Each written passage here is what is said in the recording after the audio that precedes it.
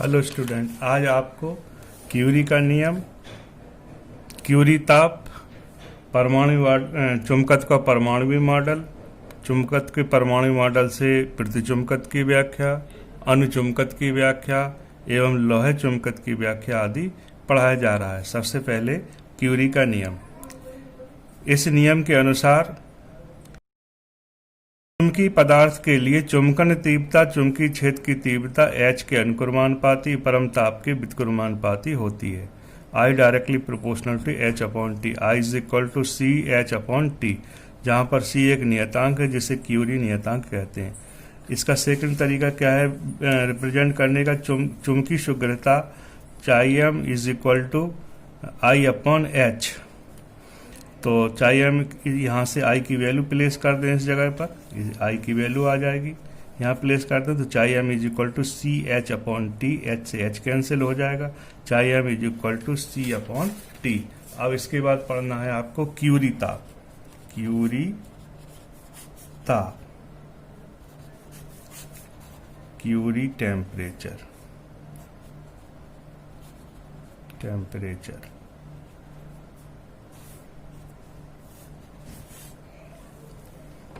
वह ताप जिसके नीचे पदार्थ लौह चुंबकीय तथा जिसके ऊपर अनुचुंबकीय होता है पदार्थ का क्यूरी ताप कहलाता है। इसका मान भिन्न भिन्न चुंबकीय पदार्थों के लिए भिन्न भिन्न होता है। जैसे निकिल के लिए इसका टेम्परेचर होता है 358 डिग्री सेल्सियस, और कोबाल्ट के लिए इसका टेम्परेचर होता है 1121 डिग्री सेल्सियस, 1121 डिग्री सेल्सियस। लोहे के लिए लोहे के लिए इसकी टेम्परेचर होती है क्यूरी ताप कितना होता है 770 डिग्री सेल्सियस। चुंबकत्व का परमाणु मॉडल। चुंबकत्व की उत्पत्ति की व्याख्या परमाणु मॉडल के आधार पर की जा सकती है। प्रत्येक चुंबकीय पदार्थ परमाणुओं से मिलकर या अणुओं से मिलकर बने होते हैं। प्रत्येक परमाणु में एक धन आवेशित नाभिक होता है। उसके चारों ओर विभिन्न कक्षाओं में ऋण आवेशित इलेक्ट्रॉन परिक्रमण करते रहते हैं। परिक्रमण करता हुआ कोई भी इलेक्ट्रॉन एक बंद धारा रूप बनाता है। चूंकि इलेक्ट्रॉन पर ऋण आवेश होता है, इसलिए इसमें चुंबकीय आघूर्ण होता है। इलेक्ट्रॉन कक्षीय परिक्रमण के अतिरिक्त अपनी धुरी के परता घूमता भी रहता है, जिसे स्पिन या चक्रण कहते हैं। तो चुंबकीय आघूर्ण का अधिकांश भाग माने 90% भाग इस चक्रण के कारण होता है, शेष भाग कक्षीय परिक्रमण के कारण होता है। अब आपको पढ़ाया जा रहा है चुंबकत्व के परमाणुवीय मॉडल से प्रतिचुंबकत्व की व्याख्या। प्रतिचुंबकत्व की व्याख्या। प्रतिचुंबकत्व का गुण प्रायः उन पदार्थों में पाया जाता है जिनके परमाणुओं में इलेक्ट्रॉन सम संख्या में होते हैं, इवन नंबर में होते हैं, सम संख्या में होते हैं। इलेक्ट्रॉन दो दो करके पेयर बना लेते हैं, युग्म बना लेते हैं। प्रत्येक युग्म में एक इलेक्ट्रॉन का चक्रण दूसरे इलेक्ट्रॉन के चक्रण के विपरीत दिशा में होता है, तो एक दूसरे के चुंबकीय आघूर्ण को वो निरस्त कर देते हैं। परमाणु में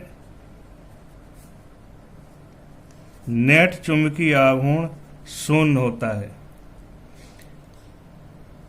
इस प्रकार से प्रतिचुंबकीय पदार्थ में कोई चुंबकीय आघूर्ण का गुण पाया नहीं जाता है। लेकिन जब बाह्य चुंबकीय क्षेत्र में रखा जाता है, प्रतिचुंबकीय पदार्थ को किसी बाह्य एक्सटर्नल फील्ड में बाह्य चुंबकीय क्षेत्र में रखा जाता है, तो इस प्रत्येक युग में इलेक्ट्रॉन दो दो करके जो पेयर बना रहे थे, प्रत्येक युग में जोड़े में एक इलेक्ट्रॉन का चक्रण स्लो हो जाता है, धीमा हो जाता है, और दूसरे इलेक्ट्रॉन का चक्रण फास्ट हो जाता है या एक्सेलरेट हो जाता है या त्वरित हो जाता है।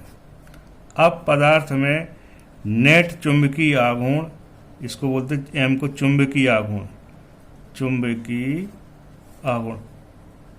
अब पदार्थ में नेट चुंबकीय आघूर्ण हो जाता है या प्राप्त हो जाता है, और कैसा, बाह्य चुंबकीय क्षेत्र की विपरीत दिशा में। इस प्रकार से प्रतिचुंबकीय पदार्थ इस बाह्य चुंबकीय क्षेत्र की विपरीत दिशा में मामूली सा चुंबकित हो जाता है। प्रतिचुंबकत्व के गुण पर टेम्परेचर का या ताप का कोई प्रभाव नहीं पड़ता है। ताप बदल जाए तो पदार्थ के प्रतिचुंबकत्व के गुण पर कोई प्रभाव नहीं पड़ता है। चुंबकत्व के परमाणु मॉडल से अणुचुंबकत्व की व्याख्या। Explanation of paramagnetism bye atomic model of magnetism.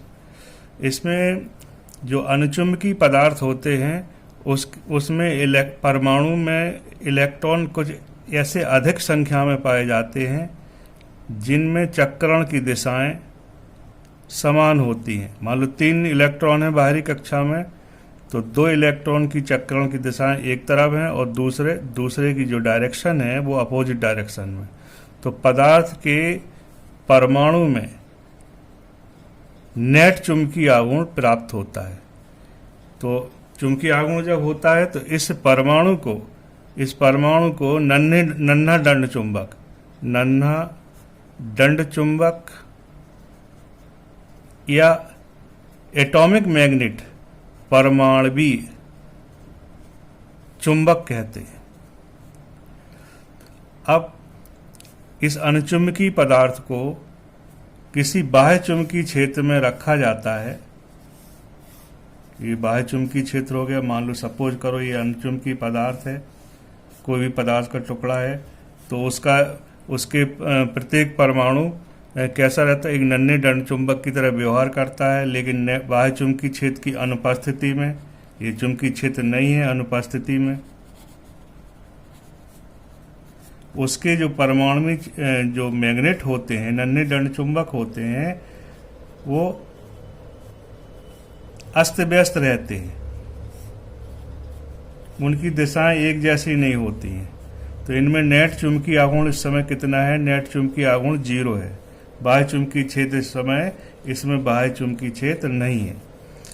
जब इसी अणुचुंबकीय पदार्थ को किसी बाह्य चुंबकीय क्षेत्र में, ये बाह्य चुंबकीय क्षेत्र हो गया, बाह्य चुंबकीय क्षेत्र में रखे जाते हैं, तो ये जो नन्हे दंड चुंबक या परमाणुवीय चुंबक है, एटॉमिक मैग्नेट हैं, इन पर बलाघूर्ण लगेगा और बलाघूर्ण के कारण सभी नन्हे दंड चुंबक इससे बाह्य चुंबकीय क्षेत्र की दिशा में ओरिएंटेड हो जाते हैं, अभिविन्यस्त हो जाते हैं। लेकिन ड्यू टू, अभी आपको ऐसे दिख रहा है सभी ओरिएंटेड हैं, लेकिन थर्मल एगिटेशन, ऊष्मीय विक्षोभ के कारण कुछ परमाणुओं का जो अलाइनमेंट है, संरेखण है, डिस्टर्ब हो जाता है। इसलिए अणुचुंबकीय पदार्थ बाह्य चुंबकीय क्षेत्र की दिशा में मामूली सा चुंबकित हो पाता है, मामूली सा चुंबकित हो पाता है। अणुचुंबकीय पदार्थ के अणुचुंबकत्व का गुण ताप पर निर्भर करता है, ताप बढ़ने से घट जाता है।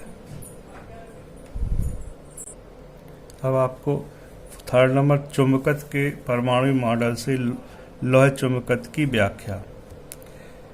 लौह चुंबकत्व तथा अणुचुंबकत्व में केवल तीव्रता का अंतर, परंतु लौह चुंबकीय पदार्थ के परमाणुओं में कुछ ऐसी अन्योन्य जटिल क्रियाएं होती हैं जिनके कारण पदार्थ के भीतर परमाणु के अति सूक्ष्म आकार के प्रभावी क्षेत्र बन जाते हैं, जिन्हें डोमेन कहते हैं। जिन्हें क्या कहते हैं? डोमेन कहते हैं।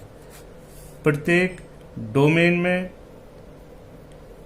10⁻17 से लेकर 10⁻21 तक, 21 तक परमाणुवीय चुंबक होते हैं, जिनकी चुंबकीय अक्ष, जितने भी परमाणुवीय चुंबक होंगे उनकी चुंबकीय अक्ष एक ही दिशा में होती है, एक ही दिशा में संरेखित होती है, परंतु पड़ोसी डोमेन से भिन्न होती है। इस प्रकार बाह्य चुंबकीय क्षेत्र की अनुपस्थिति में डोमेन अस्त व्यस्त रहते हैं, तो पदार्थ में नेट चुंबकीय आघूर्ण किसी भी दिशा में शून्य होता है। चित्र इस वाले फिगर में, फर्स्ट चित्र ए में एक लोहे के टुकड़े के 4 संभावित पॉसिबल डोमेन दिखाए गए हैं। प्रत्येक डोमेन की एक अभिलक्षणिक चुंबकीय दिशा एक तीर से रिप्रेजेंट की जा रही है। अब इनके जो चुंबकन का गुण है, अभी चुंबकीय क्षेत्र की अनुपस्थिति में, जब चुंबकीय क्षेत्र में रखेंगे देखो क्या होता है। तो डोमेन की परिसीमाओं के विस्थापन द्वारा बाह्य चुंबकीय क्षेत्र में इसको रखा गया है, लेकिन ये चुंबकीय क्षेत्र कैसा है, निर्बल है, ज़्यादा पावरफुल नहीं है। तो बे डोमेन ऐसे क्षेत्र में कम तीव्रता वाले, कम स्ट्रेंथ वाले चुंबकीय क्षेत्र में लोहे चुंबकीय पदार्थ को जब रखते हैं तो बे डोमेन आकार में बढ़ जाते हैं, जो बाह्य चुंबकीय क्षेत्र की दिशा में ओरिएंटेड होते हैं, शेष डोमेन आकार में घट जाते हैं। तो ये वाला डोमेन इस बाह्य चुंबकीय क्षेत्र की दिशा में ओरिएंटेड है, तो इस वाले डोमेन की साइज बढ़ जाती है, बाकी डोमेन आकार में छोटे हो जाते हैं। और जो चुंबकीय पदार्थ है इस बाह्य चुंबकीय क्षेत्र की दिशा में स्ट्रांगली मैग्नेटाइज हो जाता है, प्रबल रूप से चुंबकित हो जाता है। दूसरा तरीका, जब इसी लोहे के टुकड़े को बाह्य चुंबकीय क्षेत्र में रखते हैं, बाह्य चुंबकीय क्षेत्र कैसा है, स्ट्रांग है, प्रबल है, चुंबकीय क्षेत्र इस समय स्ट्रांग है, प्रबल है, इसमें रख देते हैं तो ये पावरफुल है। तो ये पावरफुल चुंबकीय क्षेत्र क्या करता है, सभी डोमेन पर टॉर्क अप्लाई करता है और सभी डोमेन को, टॉर्क माने बल आघूर्ण लगाता है, सभी डोमेन को अपनी दिशा में, माने चुंबकीय क्षेत्र की दिशा में ओरिएंटेड कर देता है और पदार्थ बाह्य चुंबकीय क्षेत्र की दिशा में स्ट्रांगली, प्रबल रूप से चुंबकित हो जाता है। इस प्रकार से ये देखो 4 डोमेन दिखाए जाए, चुंबकित हो जाता है। अब आपको परमाणु मॉडल द्वारा विचुंबकन की व्याख्या। किसी चुंबक को हथौड़े से पीटें अथवा क्यूरी ताप से ऊपर गर्म करें। क्यूरी जो टेम्परेचर होता है, जैसे कोबाल्ट का कितना है, कोबाल्ट का क्यूरी टेम्परेचर 1121 डिग्री सेल्सियस है, निकेल का 358 है, लोहे का 770 डिग्री सेल्सियस है। इस टेम्परेचर से ऊपर गर्म करें तो उसके डोमेन अस्त व्यस्त हो जाते हैं और पदार्थ का चुंबकीय आघूर्ण लगभग शून्य हो जाता है और पदार्थ डीमैग्नेटाइज्ड हो जाता है, विचुंबकित हो जाता है।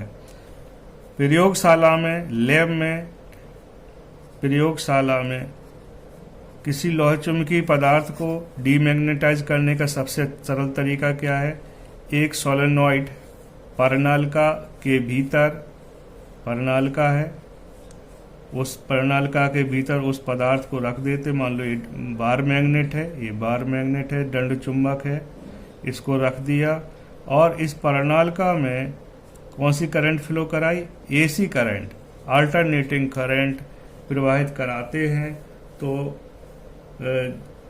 धारा को, अल्टरनेटिंग करंट को धीरे धीरे कम करते जाते। जैसे ही धारा 0 होती है, पदार्थ पूर्ण रूप से कंप्लीटली डीमैग्नेटाइज हो जाता है, उसका चुंबकीय आघूर्ण एकदम शून्य हो। जैसे ही धारा, प्रत्यावर्ती धारा शून्य होती है, उसके चुंबकत्व का गुण एकदम नष्ट हो जाता है और पदार्थ पूर्ण रूप से विचुंबकित हो जाता है।